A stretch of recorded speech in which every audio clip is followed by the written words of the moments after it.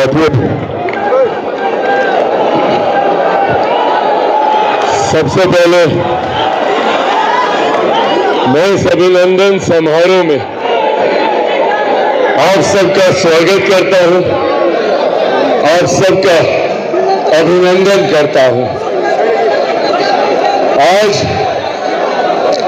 आज हकीकत है कि आज पार्टी को जो ये नई जीत, नई ऊंचाई हासिल हुई है, उसका श्रेय अगर किसी को जाता है तो वो श्रेय सिर्फ और सिर्फ आप कार्यकर्ता साथियों को जाता है। ये आप लोगों की देन है, ये आप लोगों का संघर्ष है, ये आप लोगों का परिश्रम है और ये आप लोगों का विश्वास है। अभी जिस शपथ को मैंने पढ़ने का काम किया कि मैं पार्टी के झंडे को कभी झुकने नहीं दूंगा, आप लोगों ने इस शपथ के एक एक शब्द को सत्य कर दिखाया। आज मुझे इस बात को कहने में कहीं कोई संकोच नहीं है कि मेरे नेता, मेरे पिता आदरणीय रामविलास पासवान जी जहां कहीं भी होंगे, उनको न सिर्फ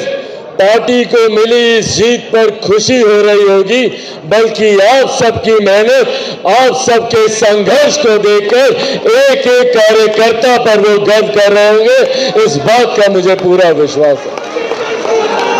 साथियों, मैं इतिहास में कतई नहीं जाना चाहता। मुझसे पूर्व में तमाम मेरे वक्ता साथियों ने इस बात का प्रमुखता से जिक्र किया कि पार्टी को किस दौर से गुजरना पड़ा, कितना पार्टी ने संघर्ष देखा, कितना पार्टी ने धोखा देखा, कितने लोगों ने अपना होने के बावजूद अपनों की ही पीठ में खंजर भोंकने का काम किया। मैं कतई इतिहास की उन गलियों में दोबारा नहीं जाना चाहता, पर हाँ, इतना जरूर कहना चाहता हूं कि इतिहास से सीख लेकर हम लोगों को आगे बढ़ने की जरूरत है। हम लोगों को ऐसे लोगों को चिन्हित करने की जरूरत है, ऐसे लोगों को अंकित करने की जरूरत है जिन लोगों ने निस्वार्थ भाव से पार्टी के बुरे दिनों में पार्टी के प्रति अपना समर्पण दिखाने का काम किया, जिन्होंने पार्टी की विपरीत परिस्थितियों में भी पार्टी के झंडे को बुलंदी से लहराने का काम किया। ऐसे लोगों को आगे लेकर चलने की जरूरत है। आज आप लोगों के समक्ष मैं पार्टी के तमाम वरिष्ठ नेताओं से और खास तौर पर हमारे प्रदेश अध्यक्ष से यह आग्रह करूंगा कि ऐसे लोग जिन्होंने पिछले 3 साल बिना इस बात का लालच किए कि आने वाले दिनों में पार्टी उन्हें कोई पद दे रही है, नहीं दे रही है, बिना इस बात की चिंता किए कि क्या वो मंच पर पहली पंक्ति पर बैठे हैं, नहीं बैठे हैं, बिना इस बात की परवाह किए कि तस्वीर में उनको सामने बुलाया जा रहा है कि नहीं, बिना इस बात की परवाह किए कि अखबार में उनका नाम लिखा जा रहा है कि नहीं, ऐसे लोगों को चिन्हित कर पार्टी को और मजबूती हम लोग को देने की जरूरत है। जिन लोगों ने पार्टी के साथ ईमानदारी से अपना समर्पण दिखाने का काम किया, और साथ ही में ऐसे लोगों को भी चिन्हित करने की जरूरत है जो दिखाने के लिए तो पार्टी के साथ रहे, बड़े बड़े पदों पर रहे, पर उन्होंने गणेश परिक्रमा करने के अलावा और कोई काम नहीं किया। पिछले चुनाव में और इस बात को मैं चाहता हूं कि आप सब इस बात का विश्वास रखें कि आपके पार्टी का राष्ट्रीय अध्यक्ष धोखा खाया हुआ व्यक्ति है। अपने से ही मैंने धोखा खाया है। तो कहते हैं ना कि भैया दूध का जला छाछ भी फूक फूक कर पीता है। ऐसे में इस चुनाव में मैंने व्यक्तिगत तौर पर इस बात का ध्यान रखा कि पार्टी में पार्टी के किस नेता की, किस पदाधिकारी की और तो और किस कार्यकर्ता की क्या भूमिका रही। आने वाले दिनों में